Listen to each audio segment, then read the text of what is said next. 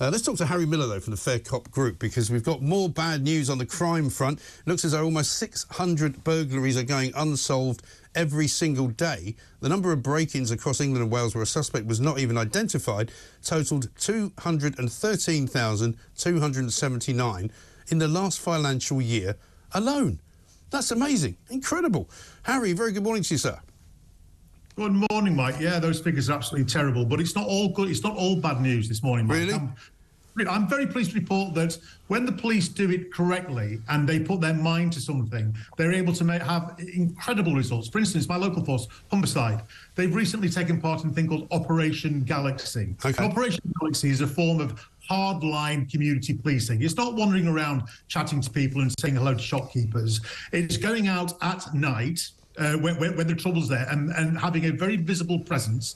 And I can tell you that in a very short period of time, there were over 650 arrests from that type of solid community policing. Now, what needs to happen is this sort of initiative needs rolling out across the country, because when they target criminals, as opposed to people on Twitter, they get results. It's quite amazing, Mike, isn't it? The more police officers we have who are doing their duty, doing what they joined up to do, which is to catch the bad guy, the better results that we have. But we need to get them off of these diversity, inclusion and equality courses and get them back out onto the streets. That's what needs to happen. Yeah, absolutely right. But we keep being told that it is going to happen, don't we? We keep being told, certainly by the Metropolitan Police, that they're looking into the way that they do their policing in London, that they're making sure that they're not driven by the wrong kind of motivation, that they are, in fact, going after the bad guys. Well, how much longer is it going to take before more people do what you're describing? Well, I think it needs to be happening now. And of course, we're being led correctly now by the top, because Suella Braverman is very much in favour of this sort of hardline community policing. This is what we need. Now, the other thing that we need is we need recruitment to be correct. That is a huge problem at the moment. For instance, in Humberside, unfortunately, we had a police officer who was recruited, who went on the training course with his mother, because he was a little bit nervous. Right. Now, that's not the kind of police officer that we want. We also have another police officer who goes to work with a support snail in a box in case he gets nervous. No, I'm not joking, Mike. I'm not joking. There is a police officer who takes to work a support snail in case they get nervous and they need to get out the support snail to comfort themselves. That is not the kind of police officer that we want. Look, what we want is the Reagan's... What sort of maniac would allow somebody to bring a snail to the office in a box?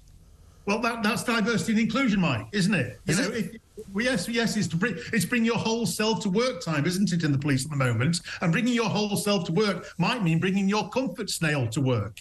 That is not the kind of police officer that is going to give us any form of comfort, Mike. You laugh and I laugh, but it's true. I'll tell you why I'm laughing. I've just been told... in the streets with support snails. Yeah. No, hang on. The reason I'm laughing is because I've just been told the snail died. Oh, did it? Yeah. Oh, dear me. Sorry to laugh, but, you know, you can't help it. Apparently his name was Sid. It's true, Mike. What we want is good old-fashioned style. We need to return to the canteen culture. We don't need to get rid of it. We need to return to the canteen culture where police officers can trust one another, where they are absolutely busting a gut to get out of the canteen or playing snooker or whatever it is they do during their refs break and get out and start arresting criminals. That's what we want. Now, of course, we don't want the very worst of the canteen culture. We don't want officers in there playing snooker whose nickname is the rapist. Of course, we don't want that. But what we do want is a police force and police officers who trust one another. Yes. Who are able to have private conversations without the risk of them being reported by a colleague who wants to climb up the slippery pole because they've said something that's a little bit off colour or a little bit politically incorrect or have expressed the view that a woman can't have a penis. We want a good old-fashioned police force with police officers who are brave, who are courageous, and whose one thought in life is to get out there, serve the public, and lock up bad guys. Yes, it doesn't seem difficult, does it? But, I mean, to have 600 burglaries a day going unsolved has another effect, which is that the burglars, the people who do the burglaring, are never going to be put off from doing it because they'll be told and they'll be saying to each other, well, there's a pretty good chance that not only will I not be caught, but I won't even be identified. Nobody will come and find my fingerprints. You know, it's a sort of charter for just theft, isn't it? No, that's exactly, because unfortunately we have a situation where the police prioritise crime in all kinds of weird ways. For instance, if you're burgled, the chances are that you are not going to get a visit by a police officer, even though Suella Braverman has said that she wants all victims of burglary to be visited. The chances are you're not going to be visited. If you put up a funny tweet, you're going to be contacted within 24 hours or 48 hours at the most. I know this, Mike, because I reported myself this weekend for a couple of hurt tweets, and I used a false name, obviously, and the police got in touch with me within 24 hours. Wow. Wondering if I was happy to give a statement and was I prepared to go to court over a tweet. I did that simply to test the system. So they basically acted on a complaint from somebody that didn't exist. They didn't bother to check that the person making the complaint was real, but they came after you anyway.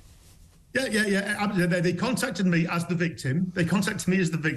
And said, would I be prepared to go to court against Harry Miller? Oh, sorry, they contacted you as the person making the complaint. Yeah, I complained against myself. I used a false name. Yeah. Because I wanted to stress test the system. Yes. I wanted to see how quickly the police would react to a hurty tweet as opposed to more serious crime. And of course, the sad answer is they contacted me within 48 hours and were inviting me to a meeting where I would give a statement and said, would I be prepared to go to court for this heinous crime? Unbelievable. But did they contact you as the perpetrator of the said crime? No, they haven't yet contacted me as the perpetrator of the said crime. But when they do, Mike, you'll be the first to know, because I'm going to record it all.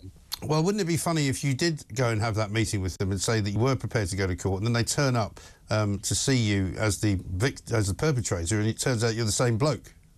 Yeah, exactly. Well, that's exactly it, Mike. That's precisely what I'm going to do. I like to troll these people. You won't be. You better be careful. Because it's fun, Mike, because it's serious. Because whilst they're busy acting on tweets and nonsense like that, and for instance, the Met rolling out this new LGBTQI task force, a sort of Stonewall Sweeney, if you like.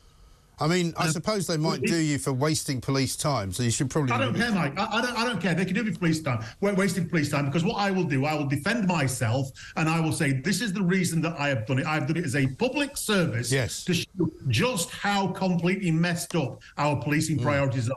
Yeah. I think it's taking a rap for that, Mike, don't you? I think you're probably right. And it takes us on to the banking story, because the banks have all been talking about how they certainly absolutely do not willy-nilly close down people's bank accounts, but they might look at your social media if somebody complains. So it's the same kind of world, isn't it? So here we have, the fallout still going on from the Nigel Farage-Coots row, but lots of other banks admitting that, yes, they do look at people's social media. No, that's exactly right. Well, when I was chairman of the Reclaim Party, we had one hell of a job getting a bank account. Metro cancelled us. Right. We weren't allowed a bank account. Now, what happens if the banks won't allow you to have a bank account? This is what happens. You are forced to enter a black market of money collection and money distribution. What you want to do, you want to have a bank account where all the money in is logged and all the money out is logged, so that you can be scrutinised and everybody can see that you are doing the right thing. But when the bank themselves will not let you bank with them because your values apparently do not align with their values, you are forced into a black market situation. Yeah. Now, I got round that because I'm a clever chairman, and we set up a limited company, which I was a CEO of that, and we operated a trading account through that. So we got round it without actually breaking any laws. But this is how bad it is, Mike. They are trying to force people whose values do not align with them into a black market to in effect, to criminalise them and to, well, not allow them to partake in the more serious business of society. Yeah. Politics is a serious business. And if you are only allowed to join in the political business if you have a certain set of values, that necessarily restricts the number of people who can be within the political arena, doesn't it? Yeah. It absolutely does. I mean, now that we've got an apology from the BBC, I mean, I don't know how much longer it was going to take for them to actually work out that they'd got it completely wrong and they should say sorry. They've now said sorry, but surely now Dame Alison Rose is in the frame for not only having to apologise personally, but for having to either admit or disavow that she was the source for the story. Well, it sounds very much, doesn't it, Mike, as though there was a little bit of chit-chat went on at a charity dinner, and the following day, of course... Well, I think she needs to confirm or deny that, doesn't she? I think that's exactly what... But either way, you know, Coots had this information and it got out into the public, so it's down to them, entirely down to them. Yes, exactly right. Well, listen, good to talk to you, Harry. Do keep us informed on your little exercise with the police to see what Twitter following they may or may not decide to have.